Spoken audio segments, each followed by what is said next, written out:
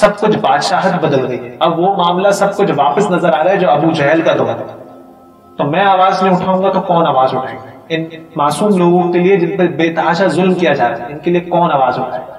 تو انہوں نے کہا اس کے لیے آواز صرف میں اور میرے گھر والے سب سے پہلے اٹھائیں گے.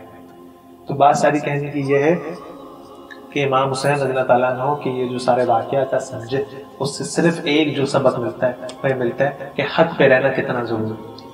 جو شخص حق پہ رہ جاتا ہے اس کو اللہ سب کچھ دے دیتا ہے، اس کی نسلوں کو سب کچھ دے دیتا ہے. تو بات یہ ہے کہ جہاں ہمارے اندر یہ ڈر و خوف پیدا ہوا کہ ہماری اولادوں کا کیا ہوگا، ہمارے مال کا کیا ہوگا، ہم گھر میں کیسے کمائیں گے، ہمارے روزگار کا کیا ہوگا اگر ہم حق پہ رہنا شروع ہو جائے، تو یاد رکھیے کہ یہ سب دینے والی ذات رب کی ہے. یہ سب کچھ رب دیتا ہے. اولاد ہو، اولاد کی حفاظت ہو، گھر ہو، گھر بار ہو، مال ہو، سب کچھ رب دیتا ہے. تو اگر ہم رب کو چھوڑ کے نافرمانی میں کھڑا ہونا شروع ہو جائیں گے تو یہ مت سمجھیے گا وہ سارا جو مال میں کما رہا ہوں، وہ جو اولاد میں نے تیار کر رکھی ہے وہ مجھے بچائے گی.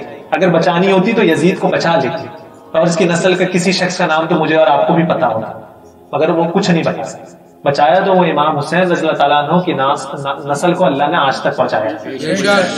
تو بات یہ ہے کہ اللہ تعالیٰ نے امام حسین رضی اللہ تعالیٰ عنہ کو یہ جو فضیلت دی، اس فضیلت کی جو سب سے بڑے پیغام ہے وہ ہے حق.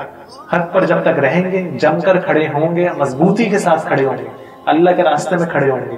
جو آج لوگ پوچھتے ہیں نا کہ جی کیا ضرورت اللہ کے راستے میں کام کرنا ہے، کیوں انسانی خدمت کی ضرورت ہے؟ یہ اس لیے انسانی خدمت کی ضرورت ہے کہ اگر اللہ کے قریب اپنے آپ کو سرخرو کرنا ہے تو پھر امام حسین رضی اللہ تعالیٰ عنہ کے آل کے ساتھ جڑنا ہے اور ساتھ راستے میں کام کرنا ہے تاکہ اللہ تعالیٰ ہم سب کے لیے آسانیاں